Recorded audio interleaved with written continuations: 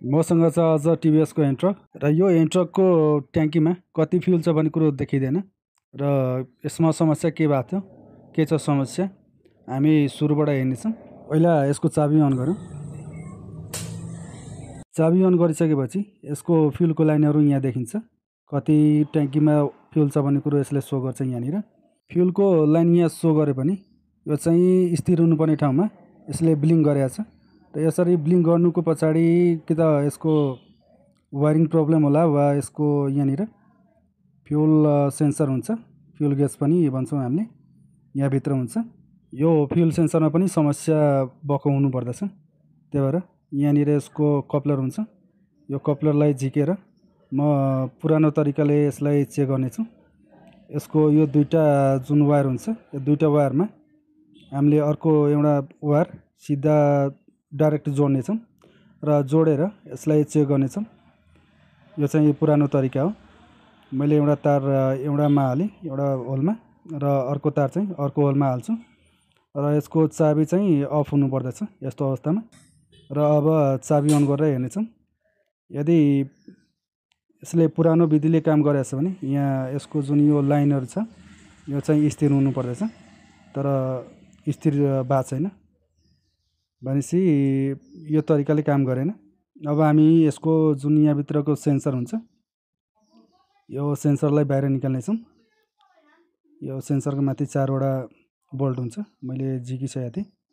अब यसलाई बाहिर निकालौँ र बाहिर निकालेर यो सेन्सरलाई बाहिर राखेर म चेक गर्छु। यहाँनिर यसको सेन्सर हुन्छ। यो कतिपय अवस्थामा यो सेन्सरले काम नगर्दा माथि डिस्प्लेमा चाहिँ फ्युल के कति छ भन्ने कुरो सो गर्दैन। त्यही भएर पहिला यो सेन्सरले काम गरेको छ छैन भन्ने कुरो हामीले कन्फर्म गर्नेछौँ। र यहाँनिर हुन्छ यसको सेन्सर। मैले यसको चाबी अन गरेँ। अब सेन्सरतिर जाउँ। सेन्सरलाई उल्टो पाल्टो तलमाथि कसरी हुन्छ यसलाई घुमाएर अनि चेक गर्नेछौँ। रोटेट गरेर हेर्नेछौँ यसलाई। यसले काम गरेको खण्डमा यहाँ माथि डिस्प्लेमा 1-2 लाइनमा पनि देखिन्छ। र यहाँनिर अहिले यो लाइन चाहिँ स्थिर भएको छ र यहाँ 5 लाइन जति फ्युल छ भन्ने कुरो सो गरिरहेछ। यसको गेजलाई म दाहिने देब्रे सारेर हेर्छु। यदि यसले काम गर्यो भने यहाँनिर फ्युलको लाइन चाहिँ घट्छ र यहाँ घटेको अवस्था छ। अहिले 4 लाइन र 3 लाइन सो गरिरहेछ यसले। भनेपछि यसको फ्युल गेज बाहिर निकालेर राख्दा काम गरेको अवस्था छ। यसको अर्थ के हो भने यसको वायरिङमा समस्या छैन, समस्या चाहिँ यो गेजमै छ। अब यो गेजलाई म पुनः ट्याङ्कीभित्र हालेर अनि यसको कपलर हालेर हेर्नेछु र चेक गर्नेछु। ट्याङ्कीभित्र हालिसकेपछि यसले काम गर्छ गर्दैन। र यहाँ पुनः ब्लिङ्क गरेको अवस्था छ भनेपछि समस्या चाहिँ यसको फ्युल सेन्सरमै छ। यसको फ्युल सेन्सर खराब भएको अवस्था छ।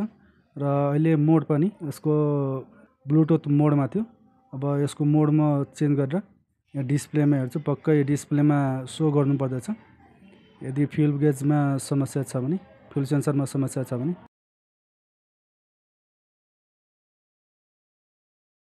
र यहाँनिर हामीले प्रष्ट देख्न सक्छौँ चेक फ्युल सेन्सर भनेर लेखेको छ। यति भए चाहिँ हामी क्लियर हुनुपर्छ यसको प्रब्लम चाहिँ सेन्सरमै छ। त्यही भएर यसको फ्युल सेन्सर म चेन्ज गर्दैछु। मसँग छ new fuel sensor.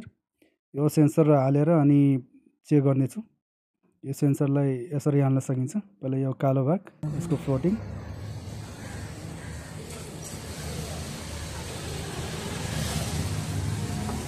Fuel sensor हाल्दाखेरि जहिले पनि विचार गर्नुपर्दछ। यो जसरी हामीले ओपन गरेका थियौँ त्यसरी हाल्नुपर्ने हुन्छ। अर्थात् यसको कपलरको भाग चाहिँ अगाडिपट्टि हुन्छ र यसमा नम्बर भएको एउटा स्टिकर हुन्छ। यो स्टिकरको भाग चाहिँ पछाडि हुन्छ, कपलरको ठ्याक्क पछाडिपट्टि। भने यता राइट साइडमा चाहिँ एउटा एरो दिएको हुन्छ। यो एरो चाहिँ जहिले पनि राइट साइडमै हुनुपर्दछ। अब 4वटा बोल्ट्सहरू हालौँ।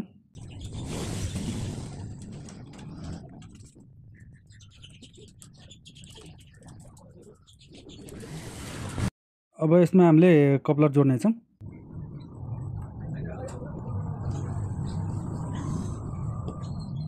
कपलर हालिसकेँ। अब यसको चाबी अन गरेर हेर्नेछौँ। अब यसको ट्याङ्कीमा कति फ्युल छ भन्ने कुरो यहाँ सो गर्छ र अहिले यसको फ्युलको जुन लाइनहरू छ एकदम स्थिर छ, अहिले चाहिँ ब्लिङ्क गरेको छैन र कति फ्युल छ भन्ने कुरो पनि यहाँ सो गरिरहेछ। यहाँ 5 लाइन जति फ्युल सो गरेको छ। Thank you.